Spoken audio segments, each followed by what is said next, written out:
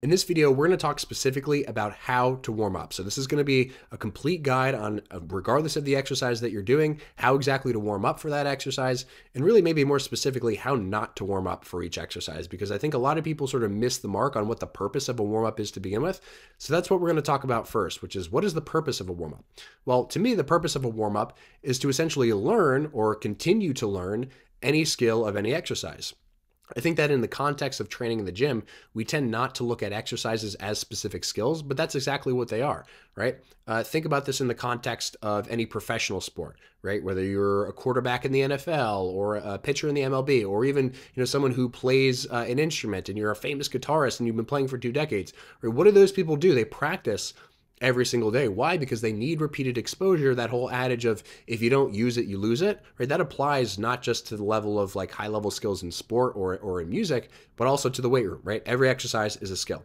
And sort of as a byproduct of this, or sort of something that occurs in tandem, is we need to prepare our tissues, specifically ligaments, tendons, muscles, etc., bones, to higher degrees of stress within the context of a single session. So these two things are very intimately related. And when we talk about guidelines, we'll talk about exactly sort of why they're so intimately related. But first, I think a lot of people miss the mark on, again, this whole purpose thing, and they end up just wasting time doing 20, 30 minutes of stretching, 10 minutes on the treadmill, right before they just get into like doing a biceps curl, right? And so it's not that those things are bad or unhelpful, but if we want to actually maximize both time and efficiency and effectiveness in the gym, we should really be doing warm-ups that are specific, right? And so here's just something I thought I would reference, which is a recent meta-analysis of like 40 studies that came out that looked into the effects of flexibility and stretching and things like foam rolling on warm-up activities. And basically the conclusion, in short, was, these things aren't particularly more effective than actually just doing exercises themselves in order to actually prepare ourselves for a resistance training session. And by the way, the literature on warm-ups tends to be like split in terms of injury risk rate. So just for any of you who are curious, you can look more into that. But here's just one reference of many that exist on this topic of warming up. So what do we mean by learning and practicing an exercise, and what are the sort of component parts of every exercise that we need to consider when we're learning and practicing? Well, first things first, we need to dial in exercise specific forces in motion. And what sort of comprises that? Well, joint positions, changes in joint positions, force in those specific joint positions, right? So the beginning and end of a motion, right? Force and force directions may actually be different. And then in tandem with that, the specific changes in forces in those, again, those sort of starts and stops, or really anywhere in between. And I think a lot of people sort of skip over this whole conversation of technique when it comes to warm up. And all of these things contribute to the skill of any particular exercise. And that's what makes every exercise unique. That's why we do different exercises to accomplish different things. So again, if in our arsenal of exercises, we're doing like 20 exercises within a given week, those are 20 separate skills that we need to practice repeatedly to make sure that not only we can do them safely and repeatedly and comfortably long term or even short term, but so that we can progress them and so that we can actually achieve meaningful stimuli across different weeks and so that we can progress over time. So again, all these things really contribute to just preparing for a given task and preparing for a skill.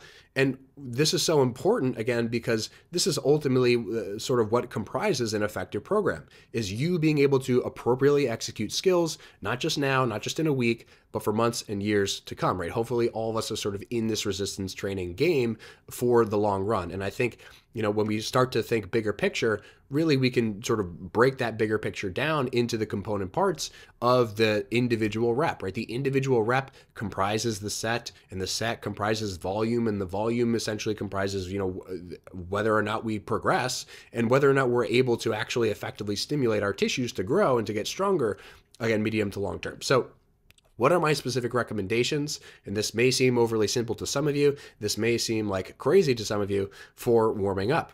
Well, first things first, start with a lightweight. So what do I mean by light? Well, all of us sort of intuitively know, if we've trained for any length of time, what is on the lighter end, what feels like, okay, this isn't very much resistance for this activity, and what maybe feels too heavy. And so starting on the light end for me is like just picking a load that's like 20 to 30 to 40% of my working weight for the day, if I know that weight, and just sort of greasing the groove and practicing the reps and adjusting and fine-tuning the position of my body to make sure that everything feels good. Now, again, if you've done exercises before and you're just repeating them, you'll sort of know what to look for.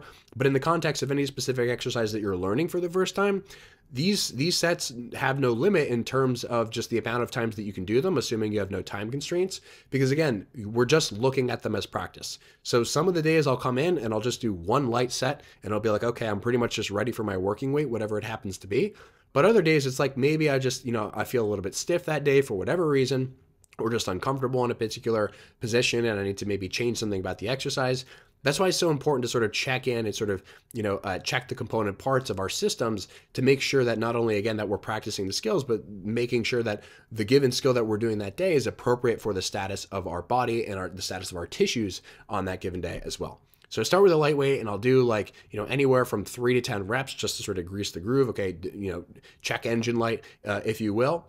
And then I start to just basically add load and practice without a given, amount of fatigue, right? So what I define fatigue as is, to some degree it can be subjective, but if you ever get to a point where like the reps in your warm up start to slow down, in other words, we do want all reps to sort of be controlled, but if they get to a point where you start to struggle, like that's probably too much for a warm up. We don't want to get to a point where we're really fatiguing ourselves at all before we actually start our working sets for the day, which again, if you've done an exercise before, you're probably familiar vaguely with what amount of weight you need to use. But if you haven't, this is kind of just like the experimentation period to say, okay, is this going to be something that I can do for 5 to 10 reps or 10 to 20 or maybe more? Is it too light? Is it too heavy, etc.? This is where you get the gauge for the day.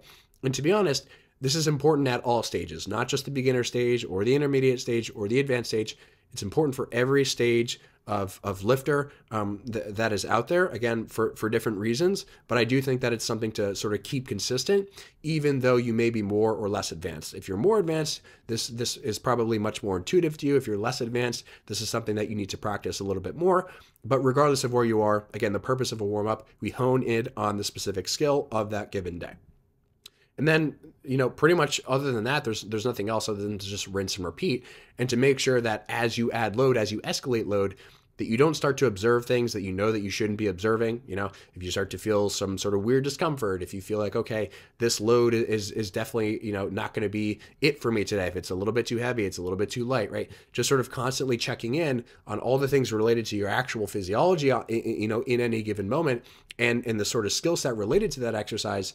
And just sort of making sure that as you rinse and repeat and as you start to maybe add increments of 5 to 10 to 20% load on any given set, that all the sort of boxes that you want to make sure that you have checked remain sort of checked throughout that escalation of load. And again, this question of like, what about warming up this, or what about warming up this? Like a lot of times we have more specific questions about, okay, well, if I'm doing a pressing or a pulling exercise, like shouldn't I warm up the rotator cuff?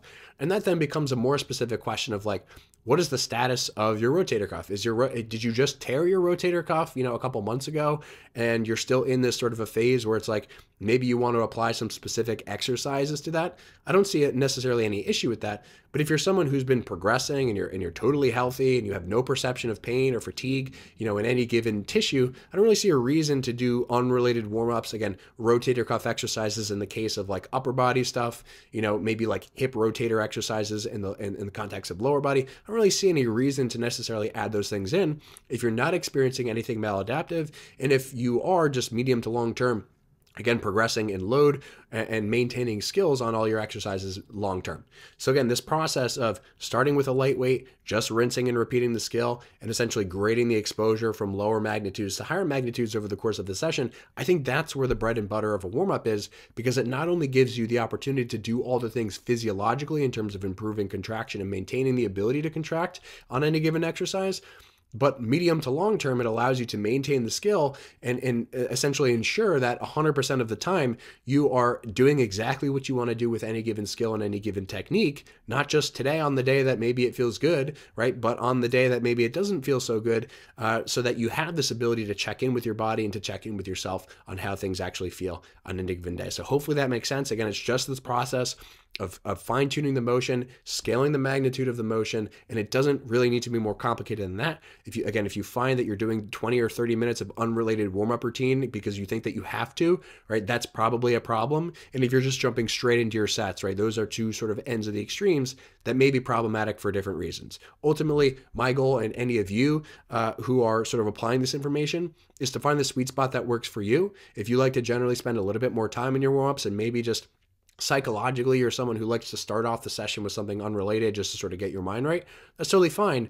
but you definitely shouldn't constrain yourself to thinking that you have to do anything other than just the specific motion itself. Again, barring the context of specific cases, as in the rotator cuff rehab stuff that we mentioned, or maybe the hip injury stuff that we briefly touched on. So hopefully that makes sense. And if any of you have any questions, definitely leave them in the comments below. And I'm happy to sort of toss ideas back and forth because I think it's important to be sort of open-minded about all this stuff, especially on a case-by-case basis. If you like this video and you want to learn more from me, please consider enrolling in my online anatomy and biomechanics course. The course contains over 15 hours specifically dedicated to improving your understanding of anatomy and physics and how it applies to lifting weights. Over 3,000 students have enrolled in this course and have reported back that it's the most easy to digest material that doesn't include any sort of boring textbook lecture that you might normally find in a typical college curriculum. So if you want to improve your ability to lift and as a consequence grow muscle more easily and reduce your pain in the gym, check out the link in the description.